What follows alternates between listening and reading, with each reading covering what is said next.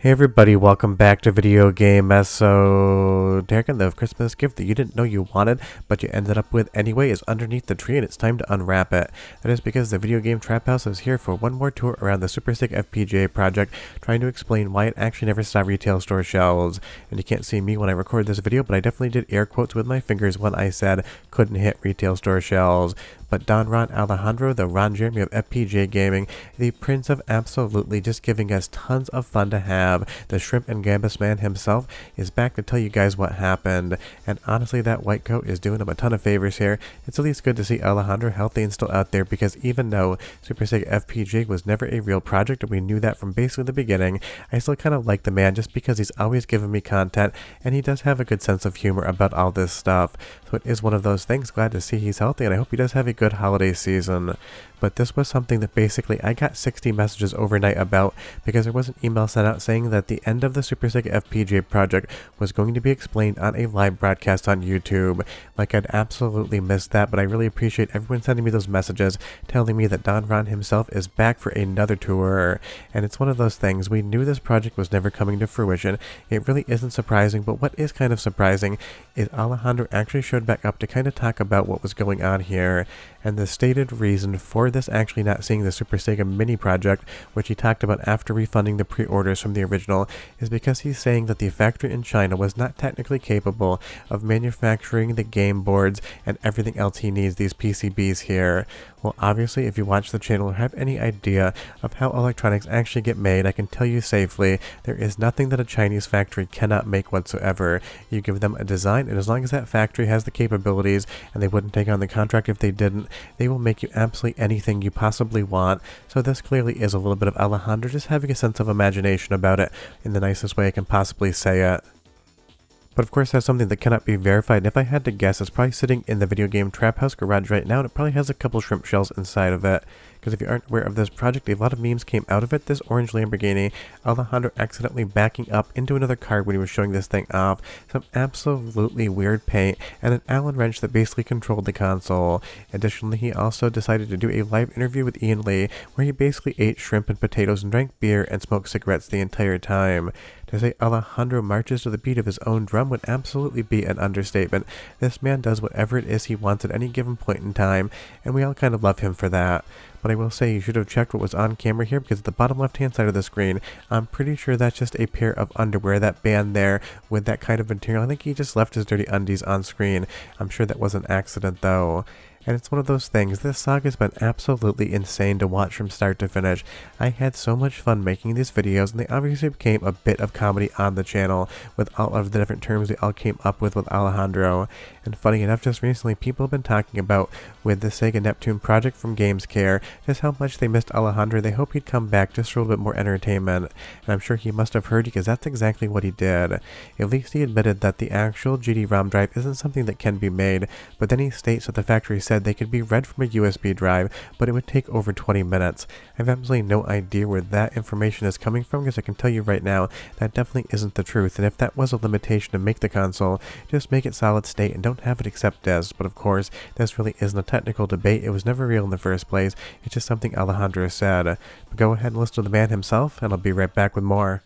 Interface y demás para simular una lectura de CDs, bla bla bla. No obstante, este approach demands substantial memory capacity, resulting in significant elevated cost. Punto número 3.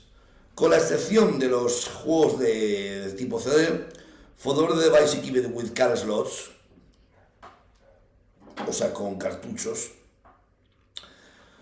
we were able to implement solutions for reading single game cartridge. Para este tipo de juegos, sí podemos implementar soluciones para leer, ojo, juegos.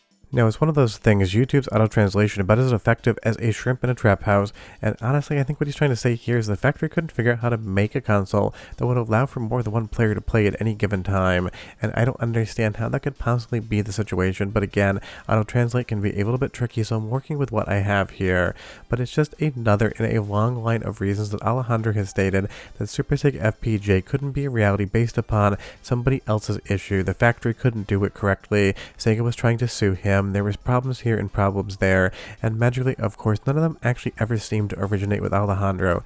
He was the innocent victim here, basically just getting treated unfairly or getting some bad luck in every single direction. But it's one of those things, if everything bad keeps happening to you and you blame everyone else, it's probably time to start looking more insular to find out exactly where the problem does lie.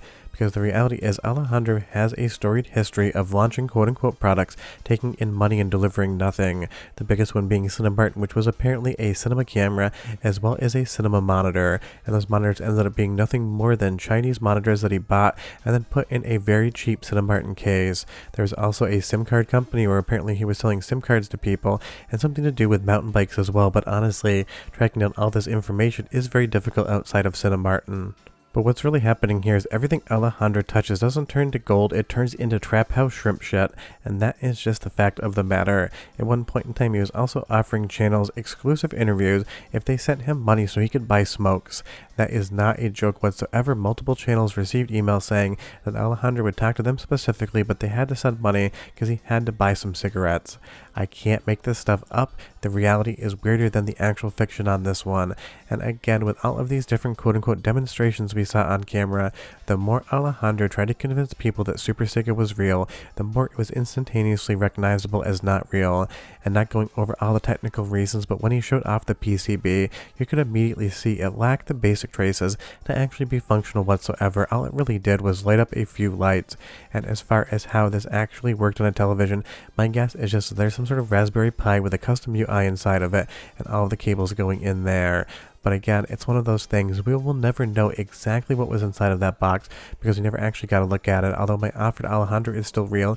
If you send me the SuperSEGA FPGA air quotes prototype with the FPGA chip supposedly under the heatsink, I will send you $1,000 US the moment it arrives and I verify it is real because I want to get this thing on camera. But basically Alejandro is saying that the factory could not make this hardware, and again, you all know, even if you don't have a basic understanding of how electronics are made, that there really isn't anything so complicated about an FPGA game system that a Chinese factory can't make it. Just think about how many different FPGA boards and everything else we have on the market right now, and those are basically all made in China. But here's an air quote soundtrack sample just so you can have a little fun and understand Alejandro, and I'll be right back with more.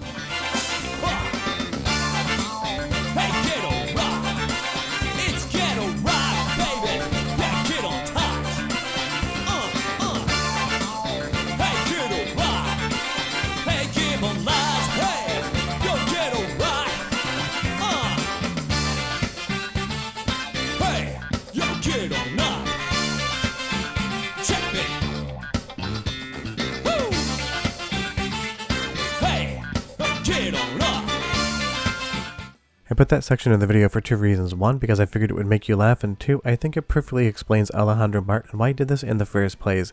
He is a comedian, he is an entertainer, he is a musician, and by default he thrives on attention, and we definitely gave him plenty of it. And as the wheels came off the bus flipped into a ditch, caught on fire, and people tried to piss on it to put it out. Alejandro realized this was the project that got him the most attention, so he kept going with it.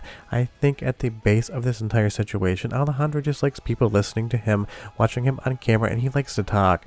And it's one of those things, because apparently everyone did get their refund money in the end. As I checked around, then nothing really quote-unquote bad came of this.